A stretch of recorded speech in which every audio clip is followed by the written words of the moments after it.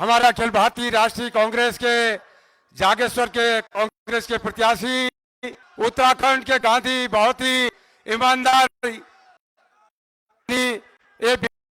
गोविंद सिंह कुंजवाल से निवेदन करूंगा, इस जागेश्वर की पर जनरल बीसी जोशी जी के इस धरती पर अपने जनरल बीसी जोशी जी के इस धरती पर पहुंचने पर अपने राष्ट्रीय अध्यक्ष आदरणीय राहुल गांधी जी का गुलदस्ता भेंट करके आप उनका स्वागत और अभिनंदन करेंगे। और मैं इसी क्रम को आगे बढ़ाते हुए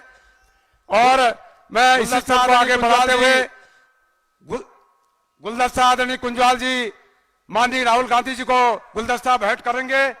इसके साथ ही मैं आज ब्लॉक अध्यक्ष आदरणीय पूर्ण सिंह बीज जी और आदरणीय हमारे प्रदीप टमटा जी जो हमारे राज्यसभा के सांसद, उनसे निवेदन करूंगा कि जागेश्वर का यहाँ पहुंचे उनका समृद्धि चिन्ह और शॉल उड़ा करके भी माननीय हम सब के बहुत से हम सब के नेता वहीं पर स्वागत और अभिनंदन करेंगे। आप लोग जोरदार तालियों से उनका स्वागत करेंगे आदरणीय राहुल गांधी जी का।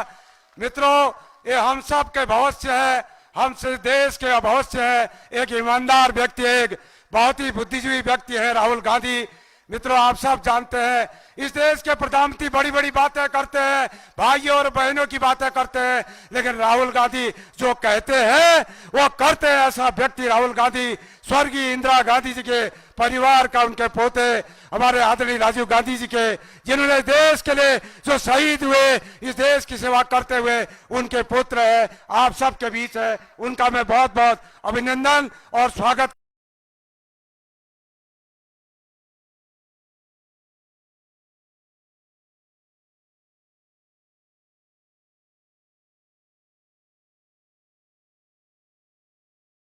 प्रभारी के रूप में भी हमारे वीर के रूप में यहाँ है उनका और ये जनता जनार्दन माननीय राहुल गांधी जी, ये जनता उमड़ पड़ी है इस प्रदेश में कांग्रेस की सरकार लाने के लिए आतुर हुई है। हमारे तो अभी क्योंकि संख्या बल नहीं थी, इसके संख्या गाड़ियां नहीं थी, लोग अपार जन समूह आपके बीच आपको सुनने के लिए यहाँ पर आया है, आतुर हुआ है इस प्रदेश में कांग्रेस की सरकार को लाने के लिए। आगामी 4 तारीख को सब हाथ के चुनाव चिन्ह में बटन दबा करके इस प्रदेश में भारी बहुमत से कांग्रेस को लाएगी। आदरणीय गोविंद सिंह कुंजवाल जी को 1000, 2000, 4000 नहीं, हजारों हजार से आगे विजयी बनाएगी। मित्रों, यदि सही कह रहा हूं तो राहुल जी को ताली बजा के आप करेंगे। इसी क्रम को आगे बढ़ाते हुए हम सब के बीच हमारे राज्यसभा के सांसद आदरणीय प्रदीप टमटा जी हमारे बीच है, उनसे मैं निवेदन करूंगा कि हम सबको संबोधित करेंगे। जागेश्वर की धरती पर मैं महान शख्सियत को, उस लीडर का सुनने जा रहा हूं जो आने वाले समय में जब हिंदुस्तान की वो विरासत गांधी और नेहरू विरासत, गांधी और नेहरू जी की विरासत, डॉक्टर अम्बेडकर की विरासत, ये भारतीय लोकतंत्र पर खतरे के बादल मंडरा रहे हों, देश की सत्ता पर उन्होंने लोगों ने कब्जा कर लिया हो, जो इस देश की वो तमाम लोकतंत्र की विरासत को, उन बुनियादी अधिकारों को, समाज के वंचित तबकों की आवाज को, लोकतंत्र और सामाजिक न्याय के ऊपर हमला कर रहे हो, जो आज गांधी जो पूरे दुनिया के अंदर महानायक है, शांति के अग्रदूत है, पूरी दुनिया उनको प्रेरणा लेती है।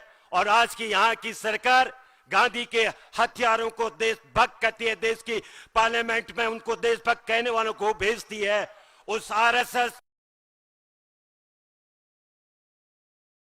उन्होंने कहा है धर्म हमारा अलग है, ये हिंदुत्व कॉम्युनल विचारधारा है, उसके इस एक नई मुहिम चलाने वाले एकमात्र नेता है कांग्रेस के हमारे नायक और आने वाले में इस देश के नायक। मैं राहुल जी का इस जागेश्वर के धरती में, उत्तराखंड की देवभूमि में स्वागत करता हूं, अभिनंदन करता हूं। मैं ज्यादा कुछ कहता हूं, आज हम सब आपको सुनने के लिए आए हैं। ये उत्तराखंड की धरती से नेहरू परिवार का लगाव हमेशा हमेशा रहा है। आजादी जी की लड़ाई में नेहरू जी ने यहाँ की अल्मोड़े की जेलों में समय बिताया है। पूर्व प्रधानमंत्री इंदिरा जी ने आज पूरे देश को, पूरे हिमालय क्षेत्र को पहली बार अल्मोड़े में आए थे। पहली बार पर्वतीय राज्यों की समस्याओं के लिए हिल कमीशन का पहला प्रस्ताव आदरणीय इंदिरा जी ने इसी अल्मोड़े की धरती से शुरू किया था। ये पूरे हिमालय उत्तराखंड सहित हिमालय राज्यों को स्पेशल कैटेगरी देने का अधिकार स्वर्गीय प्रधानमंत्री इंदिरा जी ने देता। आपसे उनका रास्ता है वास्ता है। और इसी धरती पर राजीव जी और सोनिया जी ने इस पूरे क्षेत्र को जोड़ने के लिए कार्रवाई की थी। जो आज रेलवे लाइन जा रही है बद्रीनाथ की धरती पर, ये कांग्रेस परिवार सोनिया जी के द्वारा ही उसकी शुरुआत श्रीकेश में करवाई गई थी। हाँ, चाहे हमारी टनकपुर की बागेश्वर की रेल मार्ग को इस मोदी सरकार ने भुला दिया है। उत्तराखंड के एक एक ईंट में और इसी जागेश्वर की धरती में, गरुड़ा बाज में खंड के तमाम सबसे सूचित लोगों के क्राफ्ट को, शिल्पकारों को उन्नयन के लिए एक बड़ा संस्थान खोलने के आधारशिला सोनिया जी ने खुद यहाँ पर रखी थी। तो आज राहुल जी उसी धरती पर, उसी जागेश्वर में आपके चरण पड़े हैं। मैं आपका हृदय की गहराई से बहुत बहुत स्वागत करता हूँ। यहाँ के नौजवान, यहाँ के किसान और यहाँ के मजदूर और यहाँ का दलित समाज आपकी ओर बहुत बड़ी आशा से देख रहा है, देश की ओर देख रहा है। अंत में एक बात, मैं पूरे उत्तराखंड के अंदर बहुत सी बातें आएंगे। आदरणीय कुंजवाल जी इस विधानसभा क्षेत्र के संदर्भ में बहुत से सवाल उठाएंगे, लेकिन एक सवाल इस पूरे उत्तराखंड के जो दलित वर्ग का है, जनजातियों का, और मैं आपको बहुत बहुत आभार भी करता हूँ, धन्यवाद करता हूँ। प्रियंका जी ने हमारी घोषणा पत्र को जारी करते हुए कहा था, जो इस उत्तराखंड के अंदर 5 सालों में जो यहाँ के कमजोर वर्ग के साथ, दलितों के साथ जो उत्पीड़न हुआ, जो भेदभाव हुआ, जो अत्याचार हुआ, जो सरकारी सेवा में उनकी नियुक्ति में ठहराव आया है, कांग्रेस पार्टी आएगी, हम उन तमाम रिक्त पदों को भरेंगे। और इसी के साथ मैं आपसे, और आपका आशीर्वाद हमारी सरकार को रहेगा, क्योंकि जनता में एक नारा आ रहा है, बीजेपी जा रही है, कांग्रेस आ रही है। और समाज के कमजोर वर्ग आपकी ओर, कांग्रेस पार्टी की ओर, हरीश राव जी की ओर बड़ी आशा भर रहे हैं कि हम भी समाज के, सरकार के उच्च पदों में, पायदान में बैठेंगे। और जो अधिकार आपने संसद में कहा था कि इस देश में कोई सरकार अनुसूचित जाति और जनजाति को प्रमोशन में आरक्षण लेने से रोक नहीं पाएगा, और हमारी पार्टी ने वो तमाम सुप्रीम कोर्ट की वो आवश्यकताएं पूरी कर रखी है। तो हमारी सरकार बनते ही पदोन्नति में आरक्षण भी इस धरती के जो मूल निवासी है, जिस इस धरती को सींचा है, यहाँ के ट्रेडिशन, यहाँ के क्राफ्ट, यहाँ के मकान, यहाँ के भवन, इंसानों और भगवानों के घर से नृत्य और संगीत में जिनकी एक छाप रही है, उनके भविष्य में भी सुननी पड़ेगी। मैं इन्हीं शब्दों के साथ फिर एक बार आदरणीय नेता राहुल गांधी जी का इस धरती में, इस देवभूमि में, शिव की इस धरती में, जागेश्वर के इस धाम में बहुत बहुत स्वागत करता हूं। और आशा करता हूं कि जो हमने सोचा था ऋषिकेश के बाद अगले ये हमारा ये जागेश्वर धाम योग की दूसरी राजधानी बनेगा। जय हिंद, जय भारत।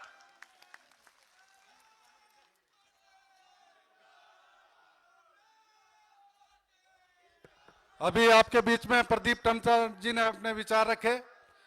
अब मैं आपके यहाँ के जो लोकप्रिय प्रत्याशी हैं गोविंद सिंह जी कुंजवाल, जो लगातार आपकी सेवा में रहे हैं, उनसे आग्रह करूंगा कि वो आकर अपनी बात रखें।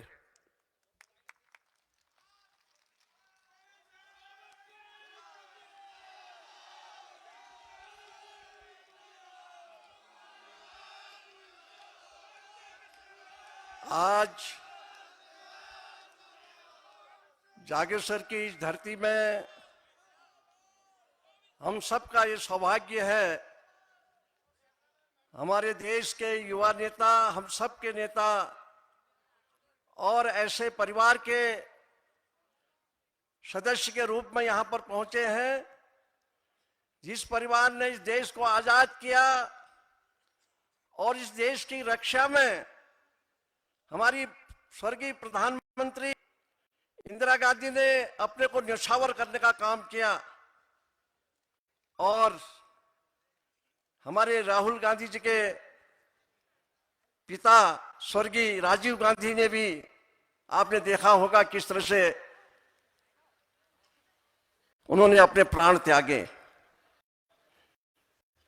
आजादी से लेकर के इस देश को 60 साल तक, देश को 60 साल तक सरकार देने के बाद किस तरह से हमारे देश के दो महान नेताओं की हत्या की गई, उन्होंने देश के लिए अपनी शहादत दी, ये आप सब लोग जानते हैं। और वो ऐसे विचारधारा के लोगों ने उनकी हत्या करी जो आज देश को फिर गुलामी की तरफ ले जाना चाहते हैं, देश के लोकतंत्र को खत्म करना चाहते हैं, देश के संविधान को बदलना चाहते हैं। इस बात को गंभीरता से लेते हुए जिसका पुरजोर विरोध हमारे एक ईमानदार नेता जो सरल स्वभाव के हैं, जिनके मन में गरीबों के प्रति, किसानों के प्रति, बेरोजगारों के प्रति बहुत बड़ी एक पीड़ा है, उस पीड़ा के तहत वो तमाम उनका विरोध करने का काम करते हैं। मित्रों, ऐसे महान नेता आज हमारी इस धरती पर पहुंचे हैं। मुझे याद है जब मैं विधानसभा का अध्यक्ष था, यही गुणावाज में 3 दिवसीय अंतर्राष्ट्रीय योगा महोत्सव के समापन में हमारे राष्ट्रीय नेता, राष्ट्रीय अध्यक्ष कांग्रेस की श्रीमती सोनिया गांधी जी पहुंची थी और उन्होंने इस अंतर्राष्ट्रीय योगा महोत्सव का समापन किया था और साथ में हरिप्रसाद टमटा पारंपरिक शिल्प उन्नयन संस्थान, जो हिंदुस्तान का दूसरे नंबर का संस्थान बनने जा रहा था, जो 100 करोड़ का संस्थान था, जिसमें इसी जागर विधानसभा क्षेत्र के प्रत्यक्ष रूप में 10,000 लोगों को काम मिलता, ऐसे संस्थान को आज केंद्र में बैठी हुई, प्रदेश में बैठी हुई भारतीय जनता पार्टी ने बंद करने का काम किया, उसके निर्माण को रोकने का काम किया, निर्माण एजेंसी को जो पैसा चला गया था उसको वापस मंगाने का काम किया। इससे आप समझ सकते हैं कि वो बेरोजगारों के प्रति कितनी गंभीर है। केवल हवा में बात करते हैं भारतीय जनता पार्टी वाले, जमीन पर कहीं कोई काम नहीं है। हमारे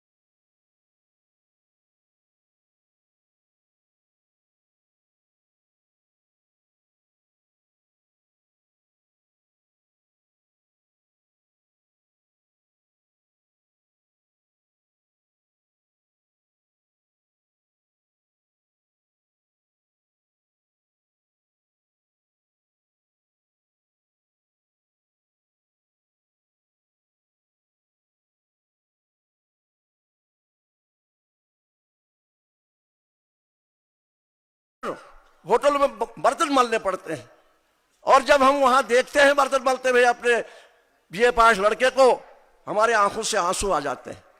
तो इस चीज को हमको संभालने की कोशिश करनी है। मैं आपको वचन देता हूं, हमारे कांग्रेस के घोषणा पत्र में जो महंगाई है, जिस बार से आप दबते जा रहे हैं, परेशान हैं, उस महंगाई को कम करने के कई वादे आप सबसे किए हैं, प्रदेश से किए हैं। हम 450 रुपया कांग्रेस सिलेंडर छोड़ गई थी इस प्रदेश में। भारतीय जनता पार्टी की सरकार आई, 1000 रुपया का सिलेंडर हो गया है। हमारे घोषणा पत्र में यह वायदा है, राज्य सरकार अपने कोष से 500 रुपए की सब्सिडी देगी, 500 रुपए से अधिक आपको सिलेंडर में खर्च नहीं करना पड़ेगा, यह वायदा है। 40,000 रुपया साल का गरीब के घर में सरकार अपने कोष से डालेगी, ताकि वो गरीबी से ऊपर उठ सके। और ये हमारा वायदा है। आज ये भी कहते हैं, इस प्रदेश में आज भी हजारों पद खाली है, और ये 5 साल के अंदर ये सरकार उन पदों को नहीं भर पाई। हमारे लोगों ने वायदा किया है, कांग्रेस के लोगों ने, कांग्रेस के नेताओं ने, माननीय हरीश रावत जी ने कहा है कि हम 6 महीने के अंदर सारे पदों को भर देंगे।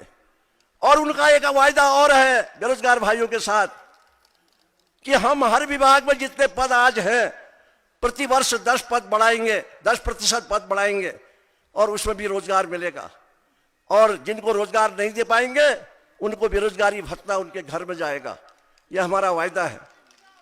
मैं आप सबसे विनती करना चाहता हूं, निवेदन करना चाहता हूं, आज जो मेरे विपक्ष में चुनाव लड़ रहे हैं भारतीय जनता पार्टी के प्रत्याशी, वो आपके कभी साथी रहे, सहयोगी रहे, और कांग्रेस की देन है, उनको 2 बार 10 बार जिला पंचायत का अध्यक्ष बनाया, और आज वो जिस नेता के रूप में खड़े हैं, वो कांग्रेस पार्टी की देन है।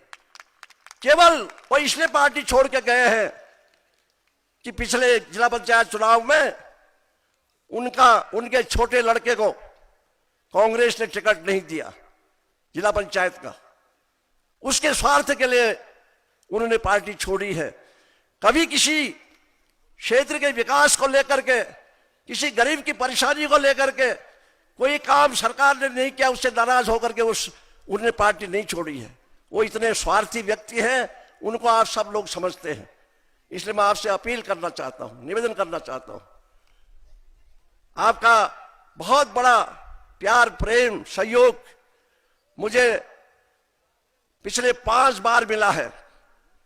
उत्तर प्रदेश में भी आपने मुझे विधायक बना के भेजा, राज्य बनने के बाद लगातार आपने मुझे जिताने का काम किया। आपके आशीर्वाद से, सहयोग से मुझे नरेंद्र तिवारी जी के साथ, जब वो मुख्यमंत्री थे, कैबिनेट मंत्री के रूप में काम करने का भी अवसर प्राप्त हुआ। और बाद में जब कांग्रेस की सरकार फिर 12 में आती है, फिर मुझे विधानसभा अध्यक्ष के रूप में काम करने का मौका मिला। आपने देखा, ऐसी सरकार उस समय थी देश के अंदर जिसने किसी कारण बिना सोचे समझे हमारे प्रदेश की सरकार को हटा करके राष्ट्रपति शासन लगाने का काम किया था। और उस समय कोर्ट में जब यह मामला गया, तो सुप्रीम कोर्ट ने भी इसको खारिज करने का काम किया। मैं समझता हूं हिंदुस्तान में यह पहला मौका होगा जब इस सरकार को अपने निर्णय को वापस लेना पड़ा। और उसी तरह आपने देखा, इस प्रदेश में किसानों के लिए 3 कानून थोपे गए। उन कानूनों को किसान कह रहा था हमारे हित के नहीं हैं, इनको रद्द करो, नहीं किए। साल भर तक आंदोलन चलता रहा, कई लोग शहीद हुए किसान हमारे, और अंत में चुनावों को देखते हुए उन्होंने उस कानून को वापस लिया। यह पहली सरकार होगी देश के अंदर जिसको अपने बनाया हुआ कानून जनता के दबाव पर वापस करना पड़ा। यह हिंदुस्तान है जिसने सत्याग्रह के आधार पर, आंदोलन के आधार पर यहां से अंग्रेजों को भगाने का काम किया था। ऐसी सरकार के, ऐसे पार्टी के आप सब लोग सिपाही हैं। मेरा आपसे हाथ जोड़ करके विनती करना चाहता हूं, आप लोग आने वाली 14 तारीख को गोविंद सिंह कुंजवाल को मेरे चुनाव निशान, कांग्रेस का चुनाव निशान दाहिना हाथ खड़ा करेंगे, आप सबको मालूम हो जाएगा ये कांग्रेस का चुनाव निशान है। इसके सामने मेरा नाम होगा, मेरी फोटो होगी, उसके बगल में बटन होगा। आप बटन दबाइए, कांग्रेस को वोट पड़ जाएगी। लेकिन एक चीज और कहना चाहता हूं, उसके बगल से एक पर्ची भी निकलती है, उस पर्ची को भी जरूर देखिए। अगर आपका वोट ठीक पड़ रहा है, ठीक है, अगर कहीं गलती से किसी दूसरे को पड़ रहा है तो मशीन में कोई गड़बड़ी है, उसको भी सही कराने का काम करिए, मतदान को रोकिए और उसकी जांच करा करके नई मशीन ला करके उसको ठीक करने का काम करिए। ये बात मैं इसलिए कह रहा हूं, आज प्रदेश में ऐसी सरकार है जो लोकतंत्र को नहीं मानती है, वो आज एक तानाशाह के रूप में देश में काम चला रही है, इसलिए वो कुछ भी सत्ता हासिल करने के लिए कर सकती है। आप सबको जागरूक होने की आवश्यकता है, अलर्ट होने की आवश्यकता है, ये मेरी आपसे विनती है। मैं आपका सेवक हूं और ये मेरा अंतिम चुनाव है, मेरी उम्र भी हो चुकी है और इसके बाद मैं अपने लिए आपसे वोट मांगने नहीं आऊंगा। हमारे नेता जिस प्रत्याशी को प्रत्याशी घोषित करेंगे उसके लिए मैं निश्चित रूप से वोट मांगने आऊंगा। अगर उस स्थिति में मैं रहा, जिंदा रहा, अगर मैं अस्वस्थ हो गया तो मैं जहां बैठा होऊंगा वहीं से अपील के द्वारा, टेलीफोन के द्वारा आपसे निवेदन करूंगा कि कांग्रेस को प्रत्याशी को जिताना है। यह जागेश्वर की धरती ने राज्य बनाने के बाद आज तक लगातार कांग्रेस के प्रत्याशी को जिताया, मुझे जिताने का काम किया है। इसलिए इस धरती को भी मैं नमन करता हूं, आपको भी हाथ जोड़ता हूं, विनती करना चाहता हूं। उस बात को लेकर के इस समय मौका है और मेरा तो एक कहना है, इस दुनिया के जहां हमारे बीसी जोशी जी जो हमारे जनरल रहे हैं उनकी धरती है और हमारे तमाम स्वतंत्रता संग्राम सेनानियों की धरती है, उस धरती से मैं आपसे विनती करना चाहता हूं, भाजपा के प्रत्याशी की जमानत आप जब तक कराएंगे, यही मेरा निवेदन आप सबसे है। इन्हीं शब्दों के साथ एक बार फिर आप सबको प्रणाम करते हुए, अपने नेता को प्रणाम करते हुए, जय हिंद, जय भारत। धन्यवाद बहुत बहुत। एक बार कांग्रेस पार्टी दोनों हाथ खड़ा करके माननीय राहुल गांधी जी को बता दीजिए कि कांग्रेस का जो है प्रत्याशी हमारा भारी बहुमत से जीते जा रहा है। कांग्रेस पार्टी, राहुल गांधी, सोनिया गांधी। बहुत बहुत धन्यवाद। मैं निवेदन करना चाहता हूं कि हमारे ब्लॉक कांग्रेस कमेटी के अध्यक्ष आदरणीय पूर्ण सिंह बी जी और हमारे महिला कांग्रेस के अध्यक्ष आदरणीय गीता बी जी और आदरणीय लीला बी जी, जो सुबह से मैं समझता हूं कि माननीय राहुल गांधी जी के लिए तमाम भोजन तैयार करने का काम किया है। एक सुंदर जो है यहाँ के तांबे का एक घड़ा ये भेंट करना चाहते हैं। मैं पूर्ण बी जी, लीला बी जी और महिला की अध्यक्ष आदरणीय गीता बी जी को निवेदन करना होगा। इसी के साथ ही ऐपन के नए प्लेट हमारे यूथ कांग्रेस के जिला अध्यक्ष निर्मल रावत और विधानसभा अध्यक्ष ललित सतवाल ने तैयार किया है, जो माननीय राहुल गांधी जी को देना चाहते हैं, इसलिए मैं उनको भी बुलाता हूं। आदरणीय निर्मल रावत और यूथ के अध्यक्ष हैं जिले के ललित सतवाल जी, और मैं हमारे सहकारिता विभाग के प्रदेश के अध्यक्ष आदरणीय प्रशांत बैसवा जी से निवेदन करूंगा कि एक पुष्प गुच्छ जो है बुगे माननीय हमारे राष्ट्रीय नेता आदरणीय राहुल गांधी जी को आप प्रस्तुत करने का कष्ट करेंगे। मित्रों, मैं ज्यादा सब लोगों से क्षमा मांगना चाहता हूं। तमाम हमारे प्रिंट मीडिया, इलेक्ट्रॉनिक मीडिया के भाई लोग, पत्रकार लोग हैं, उनको स्थान नहीं दे पाए हैं, क्षमा करिएगा। अपार भीड़ जनसमूह जो है आया है, आपने सीटें आपके लिए आरक्षित की थी, फिर भी हमारे कार्यकर्ता बैठ गए, इसलिए माफी चाहता हूं। और तमाम जितने आए हुए कार्यकर्ताओं, आप सबको जो भी असुविधा रही हो, आप जो है इस देश के आजादी वाले पार्टी के लोग हैं, उसको आप करेंगे।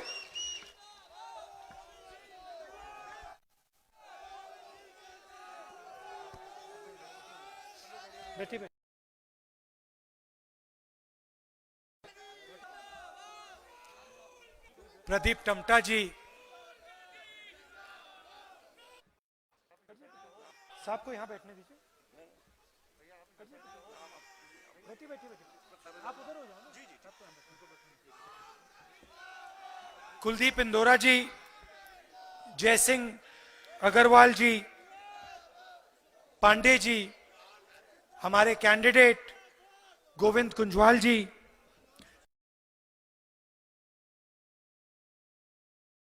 के वरिष्ठ नेता प्यारे,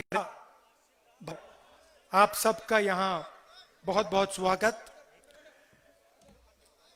शायद ऐसी सुंदर जगह में मेरी पहली मीटिंग हो रही है। सबसे सुंदर जगह में मेरी आज आपने मीटिंग करवाई। आज हम यहां जनरल बीसी जोशी की भी याद करते हैं। उन्होंने देश की सेवा की और अपनी पूरी जिंदगी देश की रक्षा के लिए उन्होंने दी।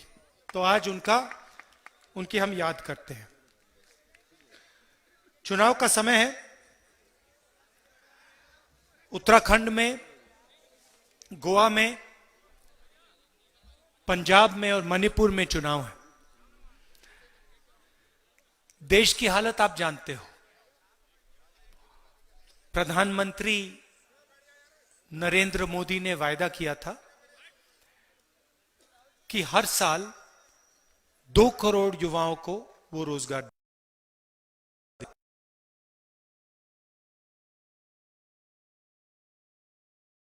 अकाउंट में 15 लाख रुपए डाले। याद है आपको? कहा था कि काले धन मिटा देंगे। याद है? तो मेरा सवाल यह है, आजकल जब नरेंद्र मोदी भाषण करते हैं तो अपने भाषणों में वो रोजगार की बात, भ्रष्टाचार की बात, 15 लाख रुपए की बात क्यों नहीं करते? क्या हुआ कि पहले मंत्री हर भाषण में कहते 2 करोड़ युवाओं को रोजगार दूंगा, काले धन को मिटा दूंगा, 15 लाख रुपए बैंक अकाउंट में डाल दूंगा, और आज उनके आप भाषण में 15 लाख रुपए बैंक, चुनाव की सभा में उनके आप भाषण सुनिए, पार्लियामेंट के मुंह से रोजगार शब्द नहीं निकलता। भाषण सुनिए, उनके मुंह से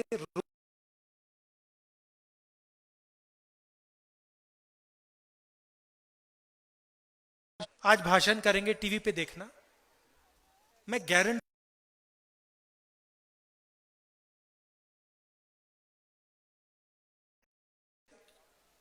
महंगाई की बात करेंगे, कुछ ना कुछ जरूर बोलेंगे। अगर इन चीजों पर वो कुछ नहीं बोलेंगे, वो आपको यह भी नहीं बताएंगे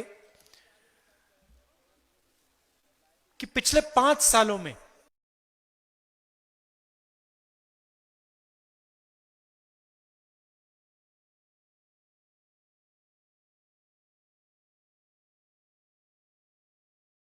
कारण बताएंगे बदले गए। नरेंद्र मोदी आपको नहीं कहेंगे। आज हिंदुस्तान में, सिर्फ उत्तराखंड में नहीं, पूरे हिंदुस्तान में युवा नहीं मिलता है। आज मैं यहां आपको यह बताने आया हूं कि हिंदुस्तान में रोजगार युवाओं को क्यों नहीं मिल रहा।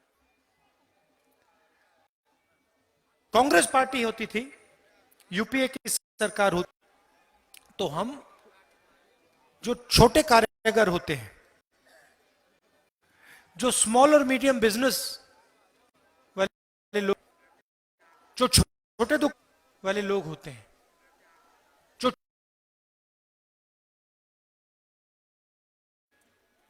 हम अपनी पूरी की पूरी शक्ति इन लोगों की मदद करने में लगा देते। जी, हिंदुस्तान के सबसे अमीर 5-10 अरबपतियों काम करते हैं। ये जो बड़े अरबपति हैं, ये देश को रोजगार नहीं देते हैं। रोजगार कौन देता है? रोजगार किसान, रोजगार छोटा व्यापारी देता है, दुकान देता है, स्मॉल और मीडियम बिजनेस वाले लोग हैं। उन लोगों की मदद नरेंद्र मोदी जी नहीं करते हैं। मैं आपसे सवाल पूछना चाहता हूं, नोटबंदी हुई, नोटबंदी से किसानों का फायदा हुआ? कोई हिंदुस्तान में किसान है जो कह सकता है हां नोटबंदी से मेरा फायदा हुआ? एक नहीं कह पाए। कोई छोटा दुकानदार, छोटा व्यापारी, छोटा बिजनेस चलाने वाला व्यक्ति, मिडिल चला व्यक्ति कहता है कि नोटबंदी से मुझे फायदा हुआ? नहीं कह सकते। आप बैंक के लाइन में खड़े थे, उस लाइन में आपने हिंदुस्तान के अरबपति को हुआ देखा? एक भी था? नहीं। नोटबंदी में नरेंद्र मोदी हिंदुस्तान के मजदूर, हिंदुस्तान के छोटे दुकानदार, स्मॉल और मीडियम बिजनेस चलाने वाले लोगों से पैसा निकाला, उनकी जेब में से पैसा निकाला, 2-3 अरब की जेब में से पैसा निकाला। भाषणों में उन्होंने आपसे कि देखो काले धन पे मैंने लड़ाई शुरू करी है, काले धन को मैंने मिटाने का काम किया है। आज नोटबंदी के बारे में नरेंद्र मोदी बिल्कुल नहीं बोलते। फिर जीएसटी लागू की। मैं आपसे पूछना चाहता, किसान खड़े हैं, छोटे दुकानदार होंगे, मजदूर होंगे, मैं आपसे पूछना चाहता हूं जीएसटी से आपको फायदा हुआ क्या? 5 अलग अलग टैक्स लगाए, हर रोज छोटे व्यापारियों को, किसानों, मीडियम बिजनेस चलाने वालों को कुछ ना कुछ तंग करते हैं। कभी जीएसटी लगा देंगे, कभी नोटबंदी कर देंगे। कोरोना के समय आपने देखा होगा, टीवी पे आपने मजदूरों को पैदल चलते हुए देखा। याद है आपको कि मजदूर बेंगलोर से, मुंबई से, दिल्ली से, उत्तर प्रदेश और बिहार की ओर चले जा रहे थे? याद है आपको? नरेंद्र मोदी जी ने मदद की। बस का टिकट दिया, ट्रेन का टिकट दिया ना? हाँ बिल्कुल। अरे आप देखिए, पता नहीं आप फेसबुक पे देखिए, पता नहीं आपने कल फेसबुक पे देखा या नहीं, एक छोटे बिजनेस चलाने वाले व्यक्ति ने फेसबुक पे आत्महत्या की, जहर खा लिया। और जहर खाने के बाद उस व्यक्ति ने नरेंद्र मोदी जी का नाम लिया और कहा कि हिंदुस्तान के प्रधानमंत्री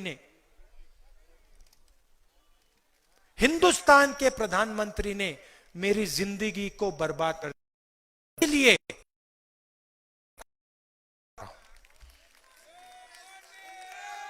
हिंदुस्तान की जनता को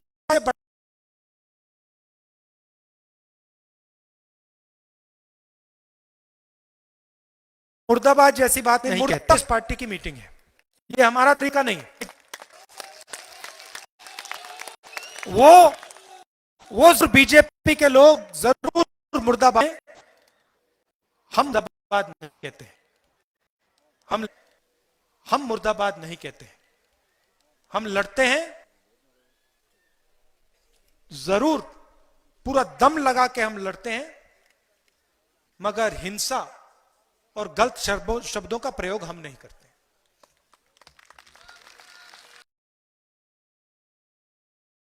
आपके यहां एमएलए, वो आपने जो मुझे, आपके यहां एमएलए हैं, मटका दिया आपने जो मुझे, लाइए तांबे का मटका दिया, वो कहां है? लाइए।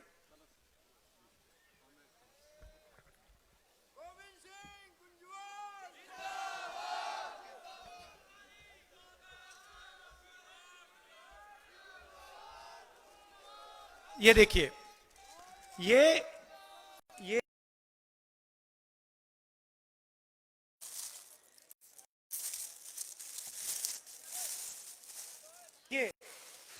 जो है,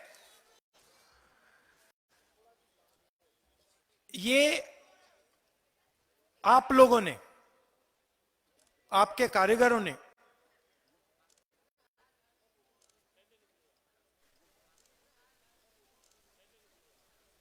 ये बनाया है। इसके माध्यम से आपको रोजगार मिलना चाहिए।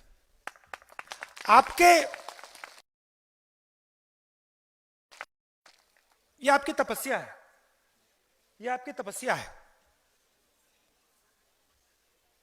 इसका फायदा आपको मिलना चाहिए। आपकी तपस्या जाया नहीं होनी चाहिए।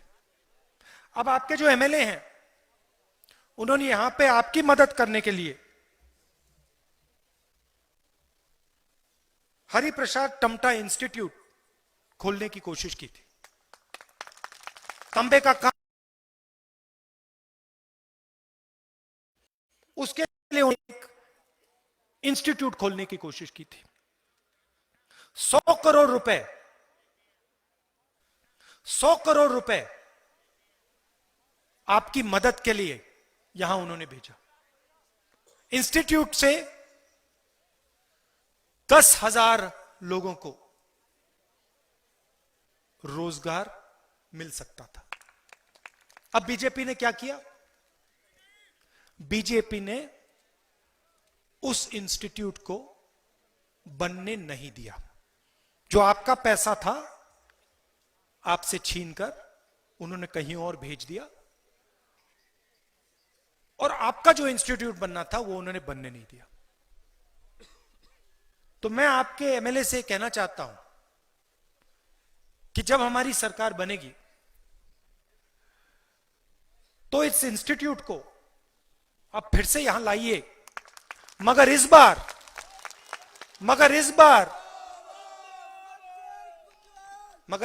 10,000 युवाओं को रोजगार की बात मत कीजिए। इस बार 15 या 20,000 युवाओं को रोजगार उस इंस्टीट्यूट से मिलना चाहिए। कुंजवाल जी ने यहां के किसानों की मदद करने के लिए अमूल जैसी दूध की संस्था खोलने की कोशिश की। अभी वो मुझे बता रहे थे कि 35 करोड़ रुपए उन्होंने इस संस्था के लिए यहां बजट में डलवाए थे। दूध की जो संस्था बननी थी जिससे हजारों किसानों को फायदा होता, सीधा उनके जेब में पैसा जाता, उसको भी बीजेपी ने कैंसिल कर दिया, रद्द कर दिया। उसको भी आप एक बार फिर यहां पे चालू करिए। अब कांग्रेस पार्टी की सरकार आएगी तो हम आपसे झूठे वायदे नहीं करेंगे। जैसे नरेंद्र मोदी जी ने कहा कि 2 करोड़ युवाओं को हर साल रोजगार मिलेगा, 15 लाख रुपए बैंक अकाउंट में जाएगा, यह मैं आपको नहीं कहूंगा। आप समझदार लोग हैं, मैं यहां आपसे झूठ बोलने नहीं आया हूं। मैं सच्चाई आपको जरूर बता सकता हूं। कांग्रेस पार्टी ने आपके लिए 4 वायदे किए हैं। इन वायदों को हम पूरा करके दिखा देंगे। 4 धाम 4 काम। पहला काम, 4 लाख युवाओं को हम रोजगार देने का काम करेंगे। और मैं आपको बता देता हूं, नरेंद्र मोदी जी ने सिर्फ कहा कि 2 करोड़ युवाओं को देंगे, उन्होंने ये नहीं कहा कैसे देंगे। मैं आज आपको बताता हूं, कांग्रेस पार्टी 4 लाख युवाओं को काम कैसे देगी। सबसे पहले जो सरकारी पोस्ट्स खाली पड़े हैं उनको हम भर के देंगे, पहला काम। दूसरा काम, मैंने आपको कहा कि यहां पे हम आपको एक इंस्टीट्यूट देंगे जिससे आपकी हैंडीक्राफ्ट्स की जो इंडस्ट्री है उसको फायदा होगा, और 10,000 युवाओं को यहां लोकल एरिया में रोजगार मिलेगा। और आपकी जो तपस्या है, जो आप ये बनाते हो, इसकी मार्केटिंग सिर्फ उत्तराखंड में नहीं, बाकी हिंदुस्तान में हमारी सरकार करेगी और इसका फायदा आप तक हम पहुंचाने का काम करेंगे। तीसरी बात, जो उत्तराखंड में छोटे व्यापारी हैं, स्मॉल और मीडियम बिजनेस चलाने वाले लोग हैं, उनकी हम मदद करेंगे। हमारा पूरा का पूरा फोकस उनकी मदद करने में जाएगा। वो जो बनाते हैं उसकी मार्केटिंग करने में जाएगा, उनकी ट्रेनिंग में जाएगा और उनकी मदद करके हम ये 4 लाख रोजगार उत्तराखंड को दिलवा देंगे। दूसरा वायदा, आप यहां पहाड़ों में रहते हो, अगर हिंदुस्तान में किसी को महंगाई की चोट पड़ती है तो सबसे ज्यादा आपको चोट पड़ती है। आप दूर रहते हो, सब कुछ यहां पे आपको थोड़ा ज्यादा महंगा मिलता है, सही? तो अगर उत्तर प्रदेश में, बिहार में किसी को पेट्रोल से चोट लगती है तो उससे दुगनी चोट आपको यहां पहाड़ों में लगती है। अगर सब्जी महंगी होती है, देहरादून में सब्जी महंगी होती है, तो उससे दुगनी चोट आपको यहां पे लगती है, सही बात? तो मैं आपको यहां गारंटी करके कहता हूं कि जो आज गैस सिलेंडर आपको 1000 रुपए में मिल रहा है, वो गैस सिलेंडर आपको कांग्रेस पार्टी, हमारे गरीब भाई भी होंगे, गरीब परिवार भी होंगे, जिनको महंगाई की सबसे बड़ी चोट लगती है, तो उनको मैं आज आश्वासन देना चाहता हूं। हम एक नई योजना ला रहे हैं, न्याय योजना। मैंने कल पार्लियामेंट में, कुछ दिन पहले पार्लियामेंट में कहा कि 2 हिंदुस्तान बनाए जा रहे हैं। एक चुने हुए लोगों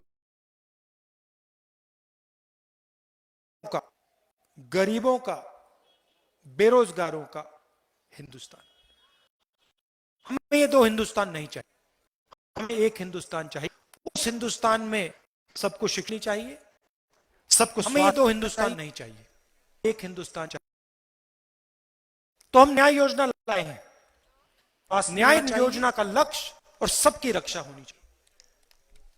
तो हम न्याय, उत्तराखंड में गरीबी को मिटाने का, तो न्याय योजना उत्तराखंड के 5 लाख सबसे गरीब परिवारों को, 5 लाख सबसे गरीब परिवारों को सीधा बैंक अकाउंट में साल का 40,000 रुपए। अगर आप गरीब हो, चाहे आप यहां रहते हो पहाड़ में या कहीं और रहते हो,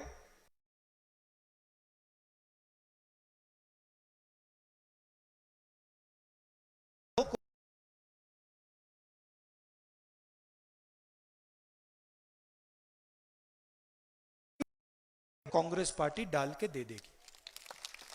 और ये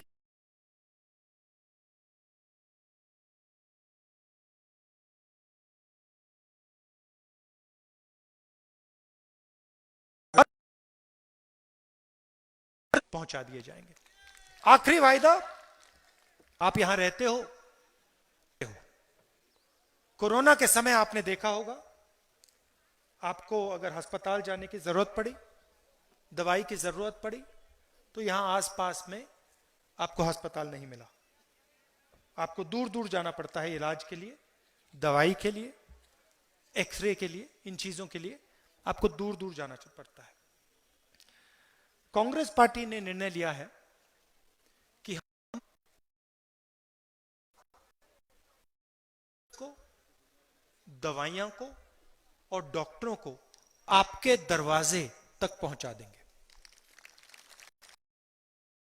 गाड़ी नहीं पहुंच सकती, वहां हम मोटरसाइकिल, एम्बुलेंस चलाकर आपके घर के सामने उसे पहुंचा देंगे। और जहां मोटरसाइकिल हो सकती और वहां जहां दवाइयों की जरूरत पड़ेगी, वहां हम ड्रोन के माध्यम से आपके दरवाजे के पास दवाई को गिरा देंगे। ये मैंने आपको 4 दिए, गिरा देंगे। मगर हमारे मैनिफेस्टो में बहुत सारी और चीजें हैं। मैंने सरकारी रोजगार की बात की, मुफ्त में 2 यूनिट बिजली देने की बात, और किसानों और मजदूरों की मदद करने की योजना हमारी में है। अंत में आपसे कहना चाहता हूं कि हम एक व्यक्ति की सरकार नहीं चलाना चाहते। हमें राजा नहीं चाहिए। हमें उत्तराखंड की जनता की, किसानों की, मजदूरों की, माताओं और बहनों की सरकार चाहिए। हम ऐसी सरकार चाहते हैं जो आपकी बात सुने, जिसके दरवाजे ये खुले हों। ऐसी सरकार हम चाहते हैं, ऐसी सरकार हम आपको देने जा रहे हैं। आपके यहां नेता हैं, आपके यहां नेता हैं, उन्होंने स्वयं कहा कि मैं अगला चुनाव नहीं लड़ूंगा। उन्होंने कहा कि अगर मैं बीमार होऊंगा तो मैं कुर्सी पर बैठकर कांग्रेस की मदद करूंगा। मगर मैं आपसे कहना चाहता हूं, आप बीमार नहीं होगे। इसको आप भारी बहुमत से स्वीप करके जीतने वाले हो।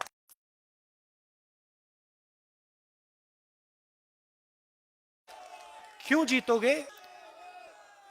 कुंजवाल जी क्यों जीतेंगे? क्योंकि वो आपके बीच में रहते हैं, आपकी आवाज को सुनते हैं, मिलकर आपके साथ काम करते हैं। इसलिए मैं जानता हूं कि आप इनको भारी बहुमत से जिताओगे और उत्तराखंड में आप इस पार्टी की सरकार बनाओगे। आपका बहुत बहुत धन्यवाद, बहुत बहुत धन्यवाद। एक बात का मेरा दुख हो रहा है, मुझे दुख हो रहा है कि मैं यहां आया, इतनी सुंदर जगह है और मैं सिर्फ 1-2 घंटों के लिए आया।